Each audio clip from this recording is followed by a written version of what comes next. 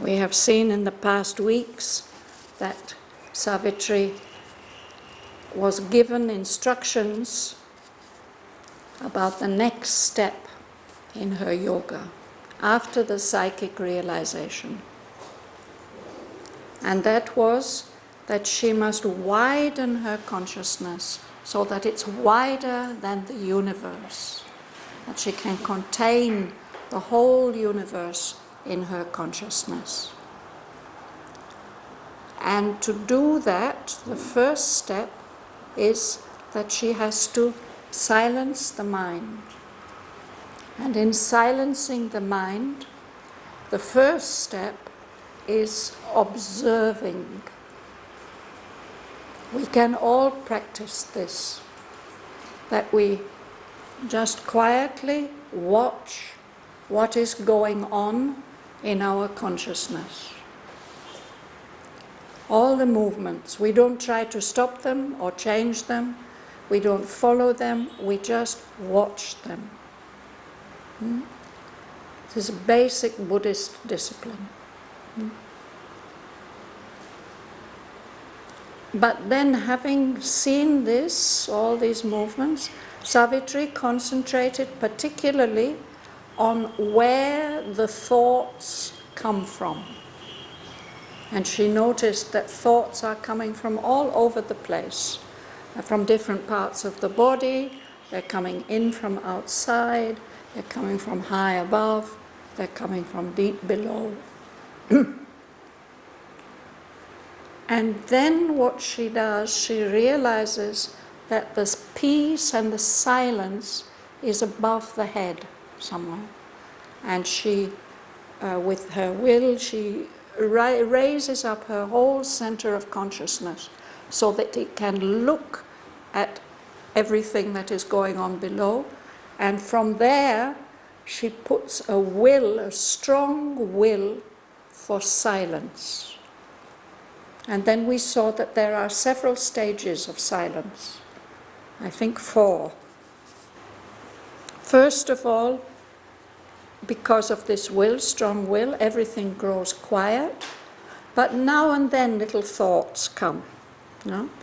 And they come like quiet waves upon a silent sea, or ripples on a pond when somebody drops a stone in.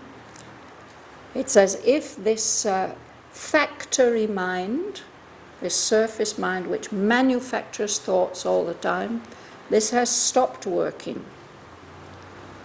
But although her mind seems to be very quiet, like a vast empty room or a peaceful landscape, she can see that below the surface everything is bubbling away.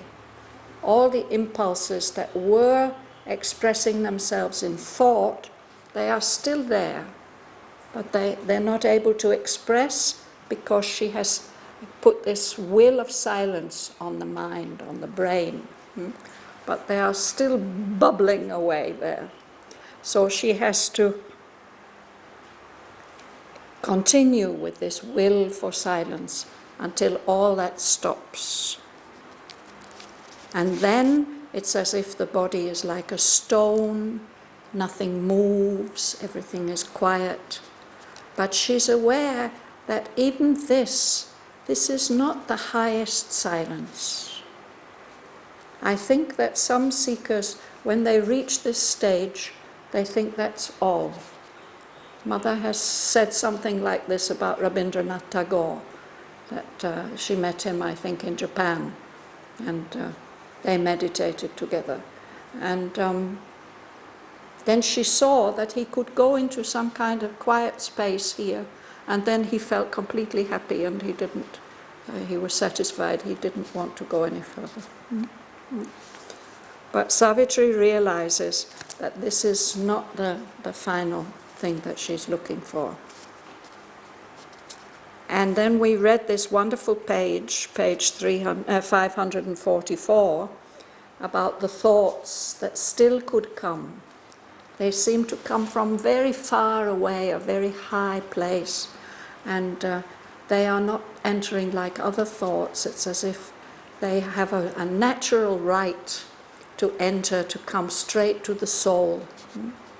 So she has to do something. Sri Aurobindo describes it in terms of an embargo. That is when a city is at war, and either the city itself or the enemies, they say, no ship shall enter this port, nobody shall come. And if anybody tries to come, they'll shoot the cannon. So the thought comes sailing quietly. It doesn't know that there's an embargo. It doesn't know it's coming to its accustomed place. But then it meets this wall of force and sinks. So that happens a few times, and then the thoughts stop coming. So the final state we read about was, then all grew still. Last 3 lines on page 544. Then all grew still. Nothing moved anymore. Immobile, self-wrapped, timeless, solitary, a silent spirit pervaded silent space. So I'm going to read on from there.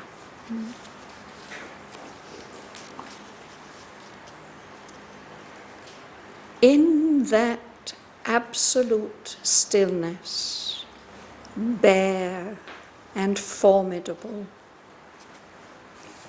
there was glimpsed an all-negating void supreme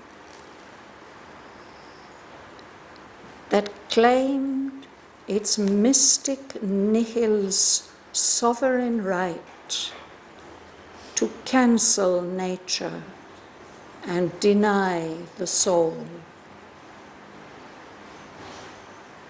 Even the nude sense of self grew pale and thin, impersonal, signless, featureless, void of forms, a blank, pure consciousness had replaced the mind. Her spirit seemed the substance of a name, the world a pictured symbol drawn on self, a dream of images, a dream of sounds, build up the semblance of a universe, or lent to spirit the appearance of a world.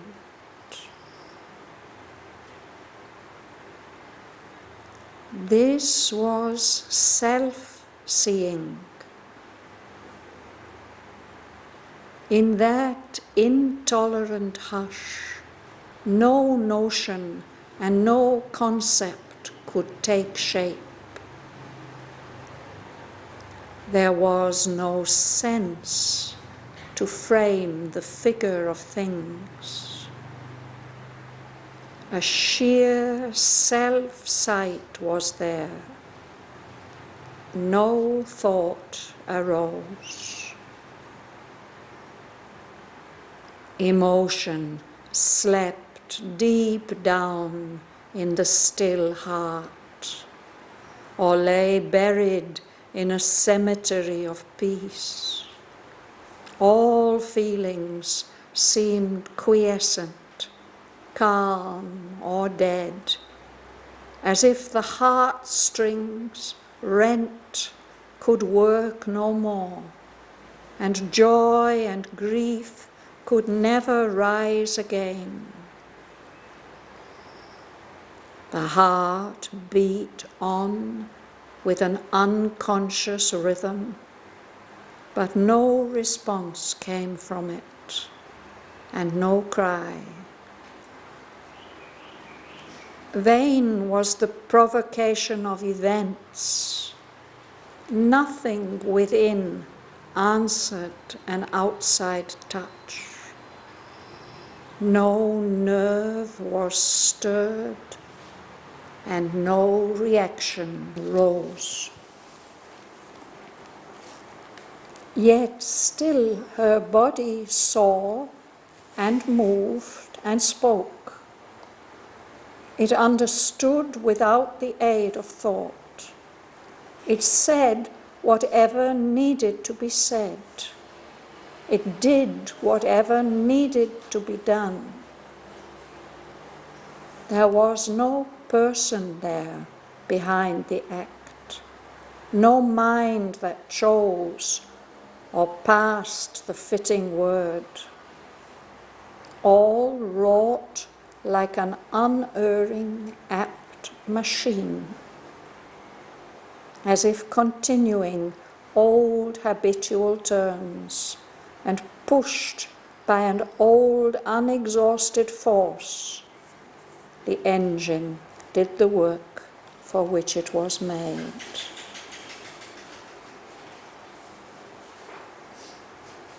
Her consciousness looked on and took no part.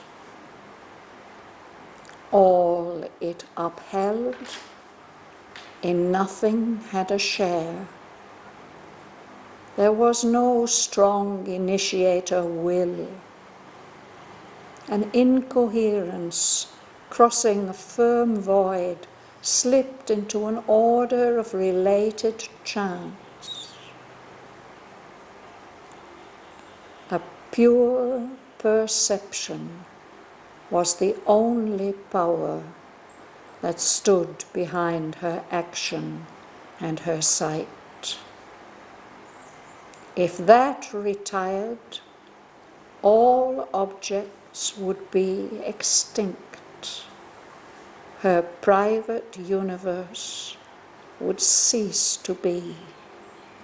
The house she had built with bricks of thought and sense, in the beginning, after the birth of space.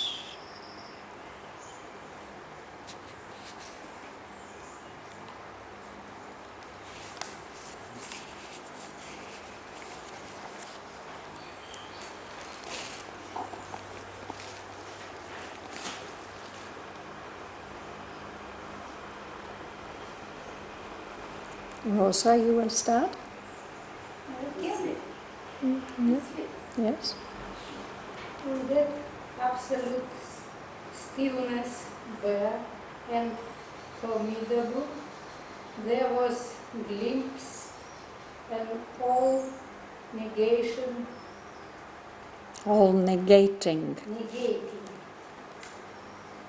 Void supreme that claimed its mystic nihil's sovereign right to cancel nature and Deny. Deny their soul. Yes.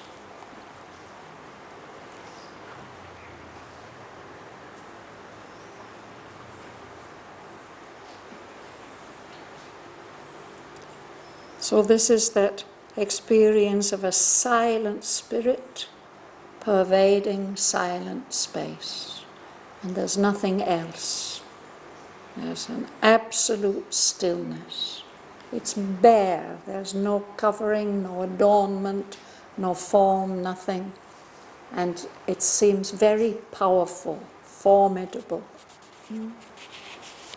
And in that stillness, Savitri glimpses, she gets a small perception or sight of something, a huge emptiness, void, an emptiness, which seems to be supreme. This emptiness is the supreme reality. But it is an all-negating void. It says no to everything. It seems to have the right to cancel nature and deny the soul. As if there's a vast negative reality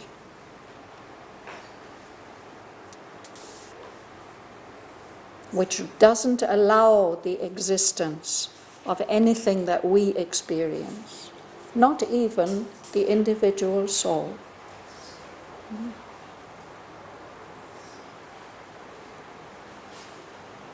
It claimed its mystic nihil's sovereign right. Nihil is the Latin word for nothing. And here Sri Aurobindo's given it a capital N, as he's given a capital V to the void in the previous line. There's a kind of philosophy which is called nihilism, which says that nothing really exists, all this is illusion.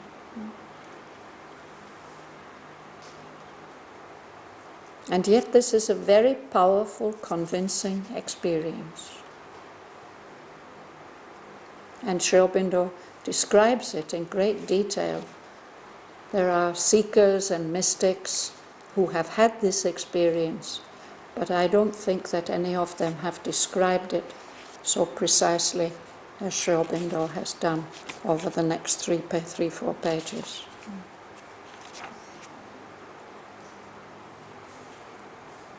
Even the new sense of self grew pale and thin, impersonal, signless, featureless, void of form. A blank, pure consciousness had replaced the mind.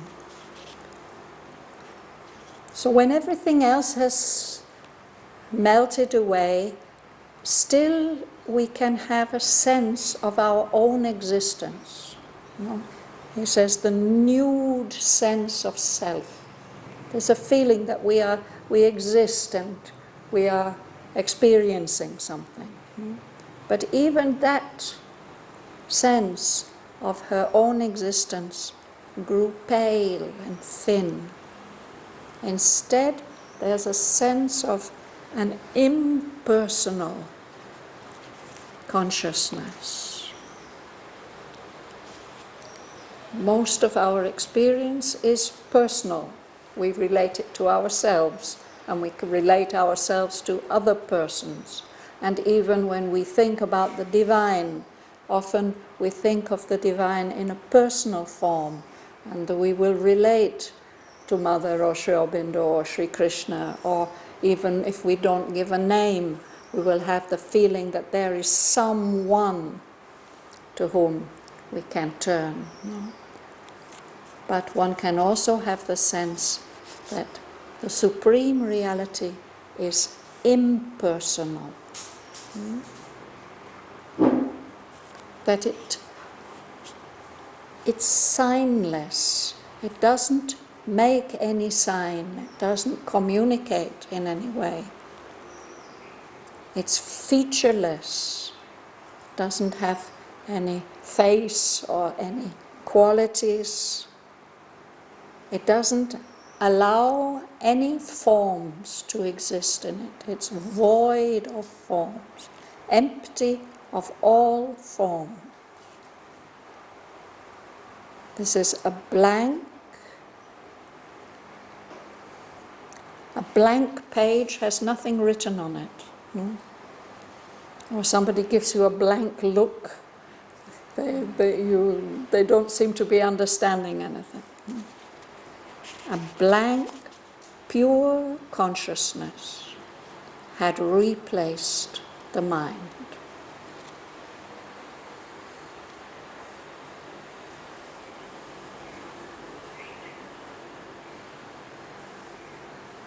Editor. Her spirit seemed the substance of a name, the world a picture, symbol drawn on self,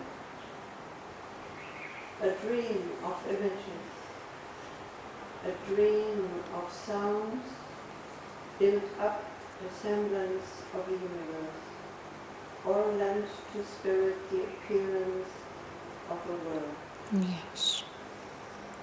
So those who have had this experience, they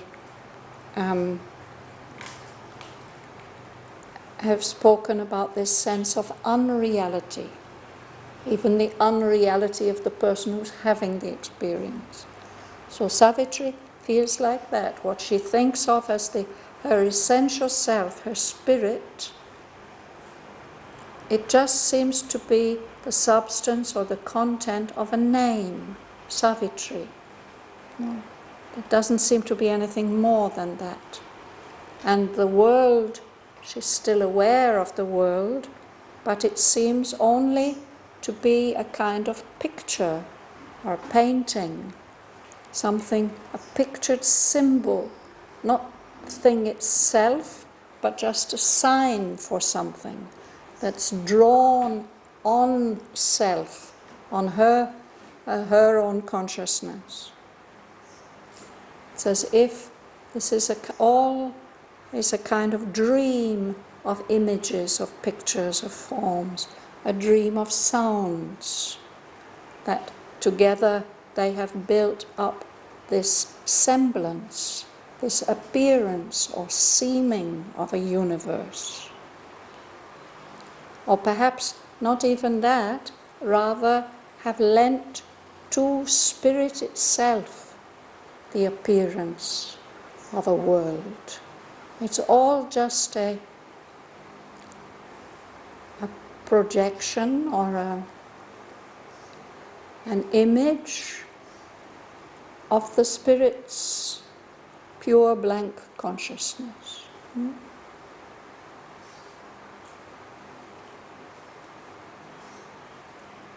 He's trying to help us to imagine at least something which we can't really imagine. You have to experience it.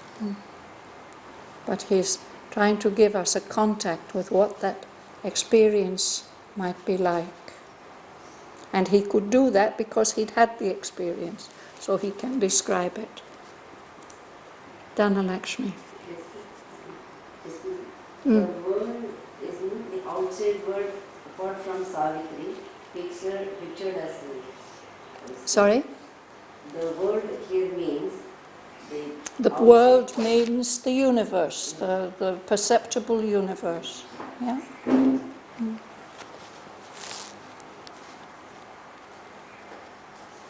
This was self-seeing. In that intolerant hush, no motion and no concept could take shape. There was no sense to frame the figure of things.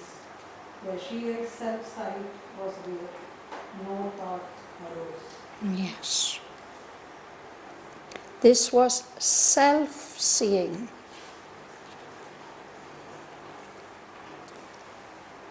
We might not realize it, but everything that we experience indirectly.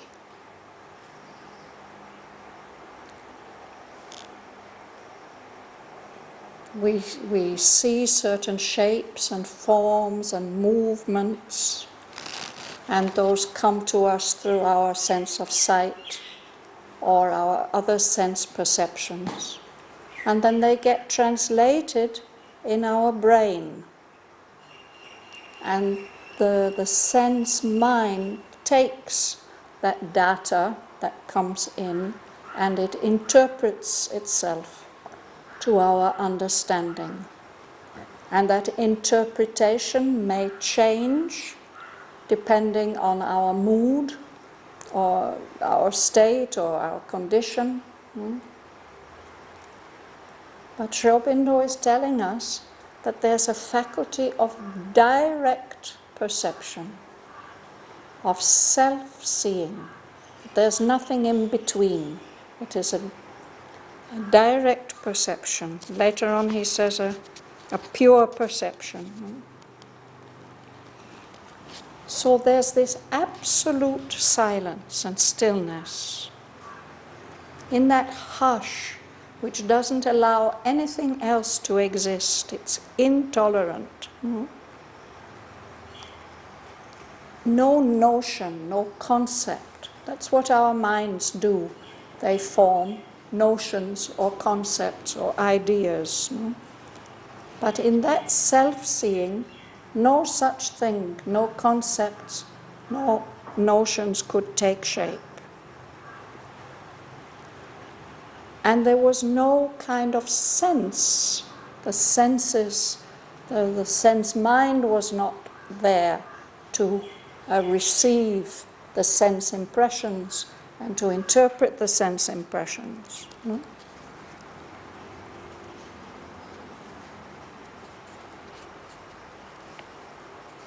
So there was nothing to shape these figures of things.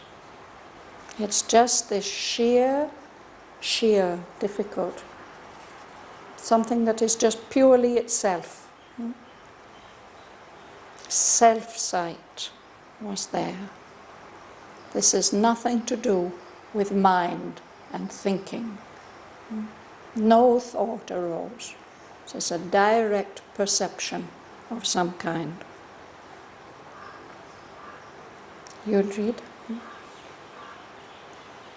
Emotions slept deep down in the still night, or lay buried in a cemetery of peace. All feelings seemed quiescent, calm or dead, as if the heartstrings rent could work no more, and joy and grief could never rise again. So that's the feeling that she has, that all emotions have fallen asleep deep down somewhere in this silent heart, or else they are dead and buried in a cemetery of peace. A cemetery is where we dispose of dead bodies. A cemetery of peace. They can't move anymore.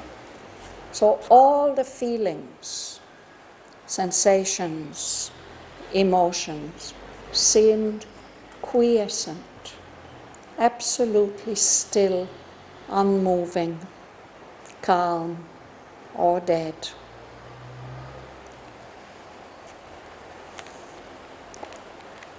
There's this idea about the heart strings, all the threads by which the heart is attached to people and things around. And Sri Aurobindo often speaks of these heart strings as forming a kind of musical instrument, so that if there's some movement somewhere, the strings will resonate and some feeling will come. But here he says they were rent, they're torn, broken. They're not working anymore, the heartstrings. They can't work anymore. So these feelings of joy and grief can never happen ever again. It's finished. The heartstrings have been cut or torn. But it doesn't mean that the heart has stopped completely, Lila. The heart beat on, laboring unconscious breathing, but no response came from it and no cry. Read the next sentence too. Vain was the provocation of events. Nothing within answered an outside touch. No nerve was stirred and no reaction rose. Yes. So she can feel her heart. It's continuing to beat. The body's not dead. And there's this unconscious rhythm. It's just going on, beating.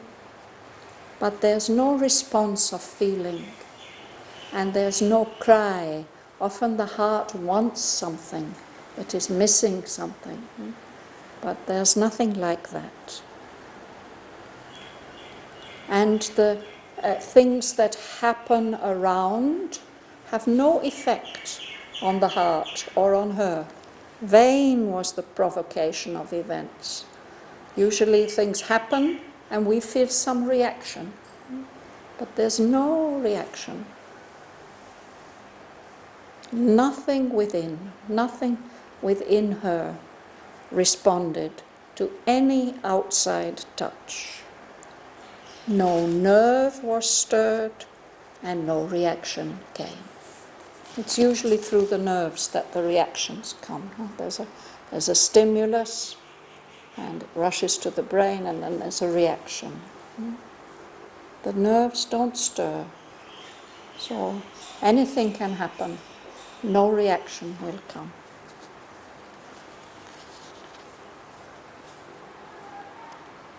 Gumsum. Yet still her body saw and moved and spoke. It understood without the aid of its words. It said whatever needed to be said.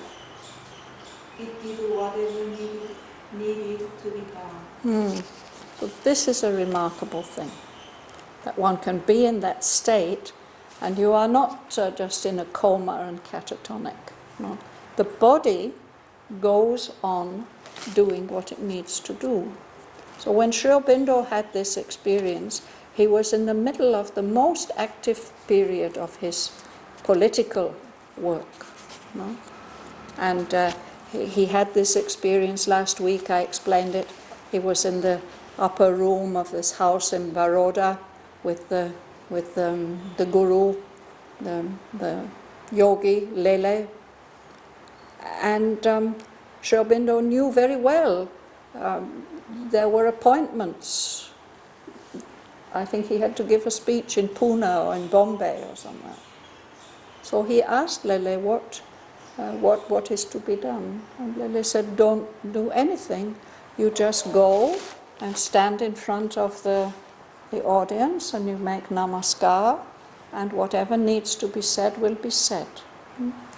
And that's what happened. And so for 6 months he went on living like that and running a couple of newspapers and moving around, and the body was doing it. The body saw and moved and spoke. It understood without the aid of thought. It said whatever needed to be said. It did whatever needed to be done. Nirodharan also he wrote once like that. I'm not thinking anymore. He wrote a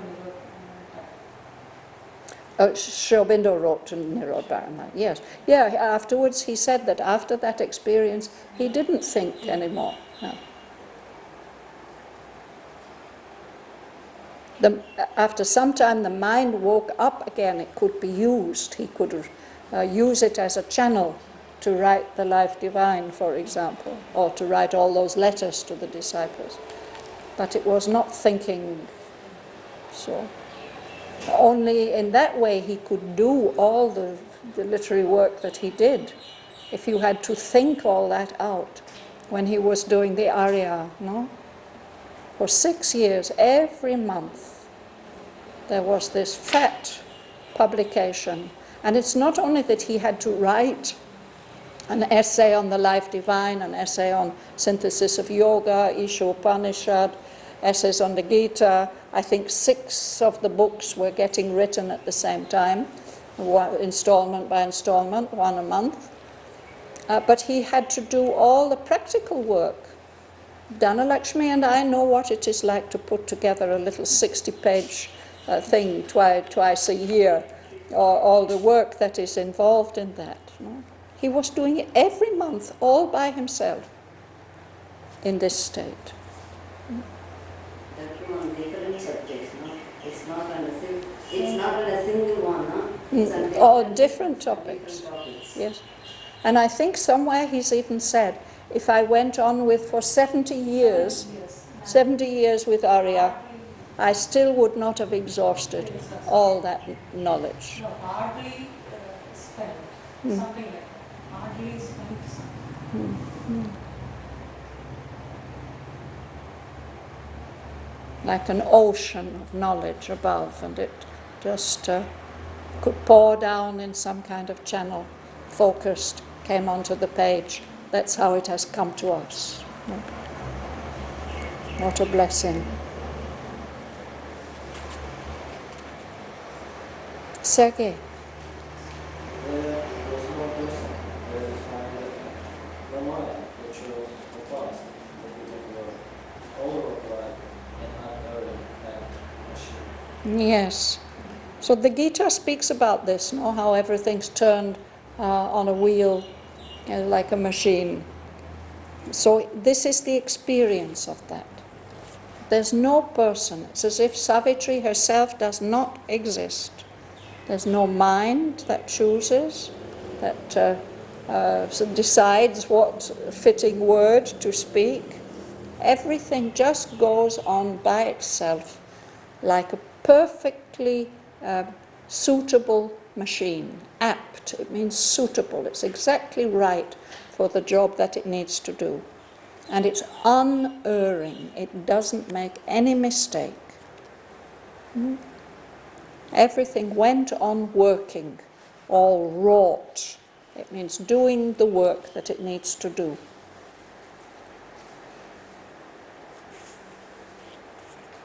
Lady at the back there, you like to read? As if continuing old habitual turns and pushed by an old unexhausted force, the engine did the work for which it was made.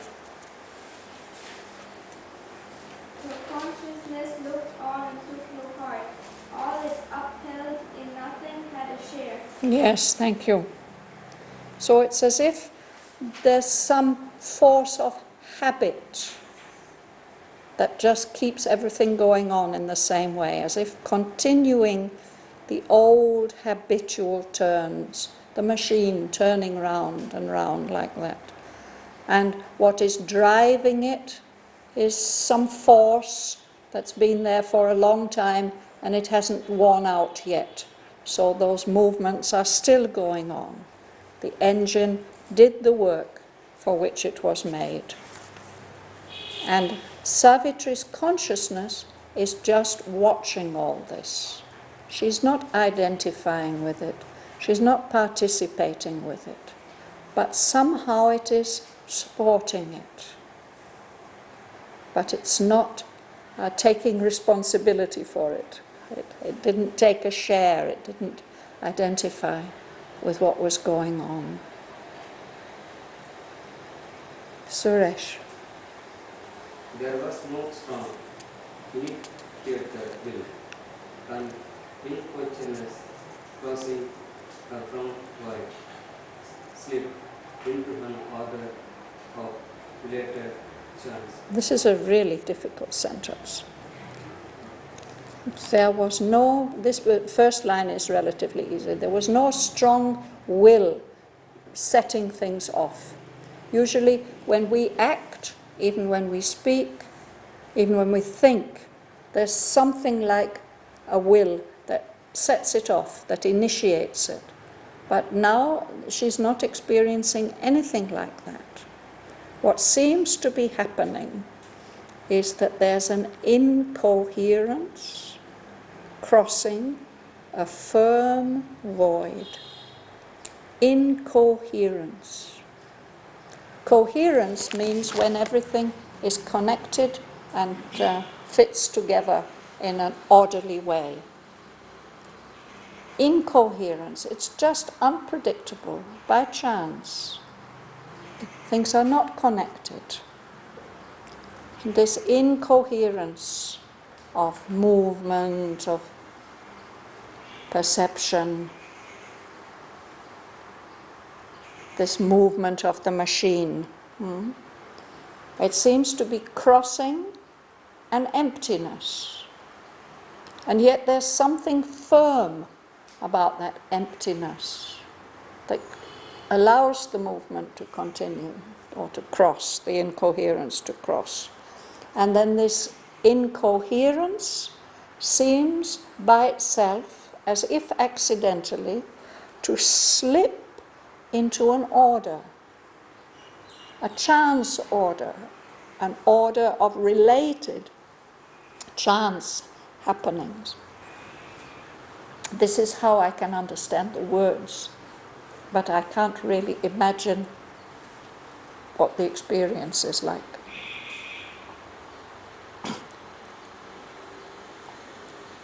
Ellen.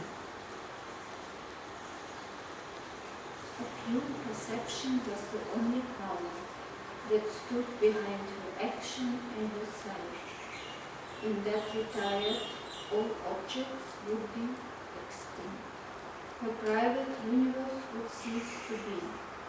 The house she had built with bricks of salt and sense in the beginning after the birth of space. Yes.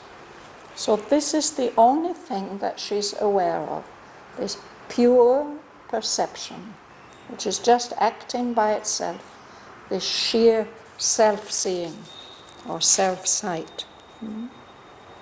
That is standing behind whatever she does, whatever she perceives.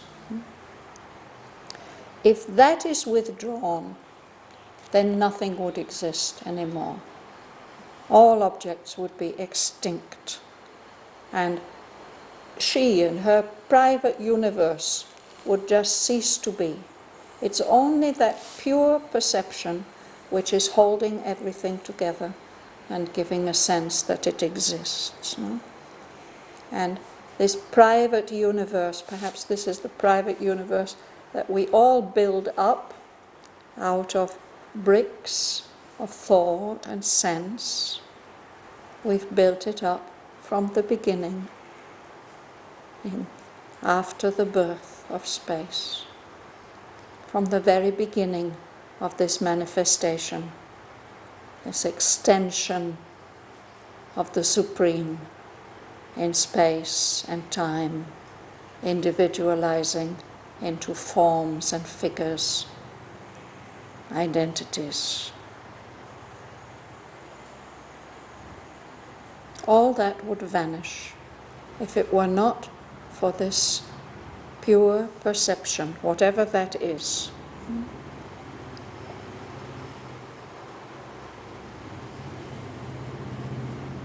Bhavana. This seeing was identical with the seeing. It knew without knowledge all that could be known. It saw impartially the world go by, but in the same supine, unmoving glance, saw through its abysmal unreality. So this is the experience, that there's this pure perception, but everything that is perceived is unreal.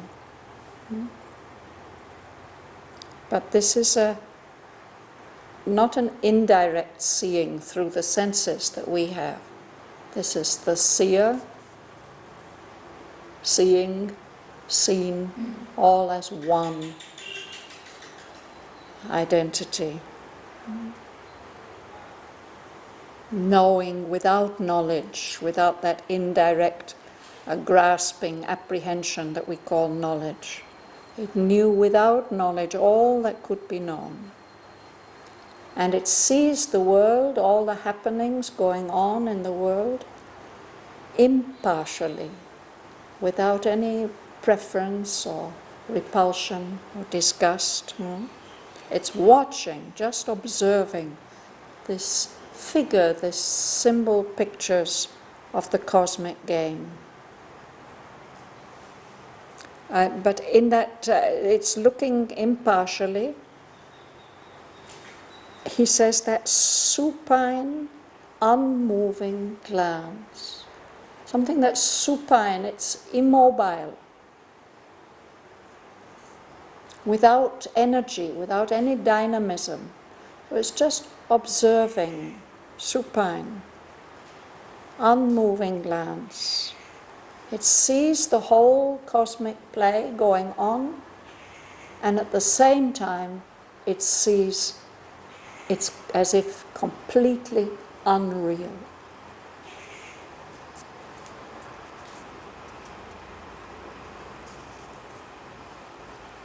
Ulrica?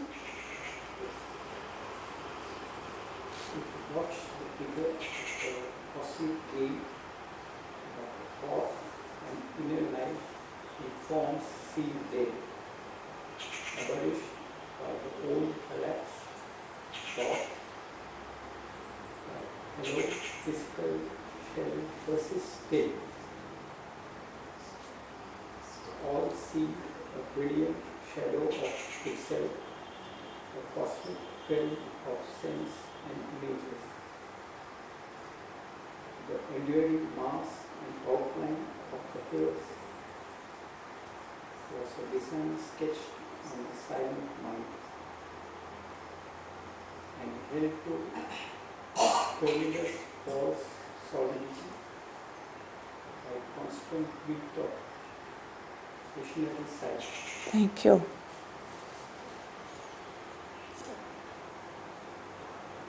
So, what Sri Aurobindo has said about his experience at that time was that it was as if everything is completely unreal. It's like flickering images on a cinema screen. And that's a cinema screen in 1910, or 1908. There's some kind of images there, but they're unreal and insubstantial. So this is how that pure perception is seeing things. It sees all these things going on in the universe, but the thought and the inner life in all these forms seems to be dead. It seems to have been abolished, wiped out by this collapse of thought in Savitri herself. Only what is persisting for her is this body, this hollow physical shell. That still persists. So she sees all these appearances like shadows of themselves, a cosmic film of scenes and images. So he gives the example of the mountains, the hills. They stay the same, but they don't look solid, they don't look real. They look like a drawing sketched on a silent mind. And the only thing that is keeping them there on the mind is a constant repetition of instants of visionary sight. This description is not finished yet, but I think we'll stop there for today.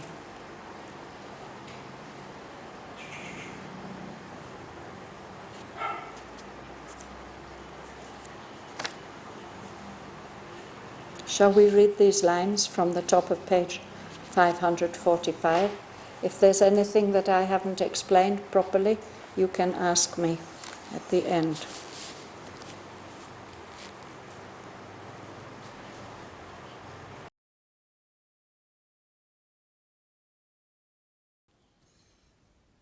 In that absolute stillness, bare and formidable, there was glimpsed an all-negating void supreme that claimed its mystic nihil sovereign right to cancel nature and deny the soul. Even the nude sense of self grew pale and thin. Impersonal, signless, featureless, void of forms, a blank, pure consciousness had replaced the mind. Her spirit seemed the substance of a name, the world a pictured symbol drawn on self, a dream of images, a dream of sounds, built up the semblance of a universe, or lent to spirit the appearance of a world. This was self-seeing. In that intolerant hush, no notion and no concept could take shape. There was no sense to frame the figure of things. A sheer self-sight was there. No thought arose. Emotion slept deep down in the still heart, or lay buried in a cemetery of peace. All feelings seemed quiescent, calm, or dead, as if the heartstrings rent could work no more, and joy and grief could never rise again. The heart beat on with an unconscious rhythm, but no response came from it, and no cry.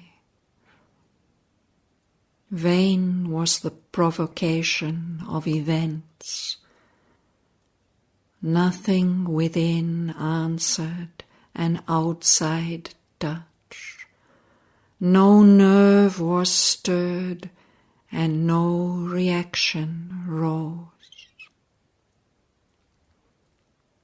Yet still her body saw and moved and spoke. It understood without the aid of thought. It said whatever needed to be said. It did whatever needed to be done. There was no person there behind the act, no mind that chose or passed the fitting word. All wrought like an unerring, apt machine, as if continuing old habitual turns and pushed by an old unexhausted force. The engine did the work for which it was made. Her consciousness looked on and took no part. All it upheld, in nothing had a share. There was no strong initiator will. An incoherence crossing a firm void slipped into an order of related chance. A pure perception was the only power that stood behind her action and her sight. If that retired, all objects would be extinct. Her private universe would cease to be, the house she had built with bricks of thought and sense in the beginning after the birth of space. This seeing was identical with the seen. It knew without knowledge all that could be known.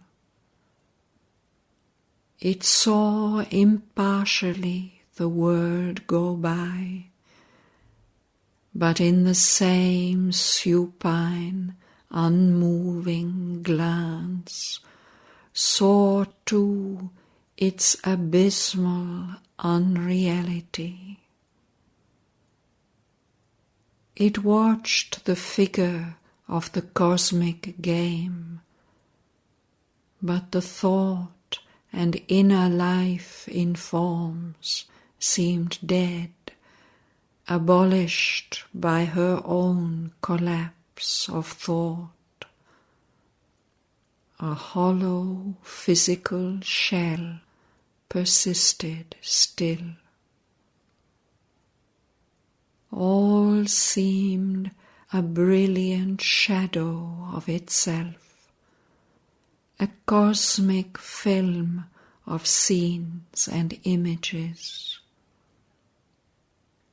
The enduring mass and outline of the hills was a design sketched on a silent mind and held to a tremulous false solidity by constant beats of visionary sight.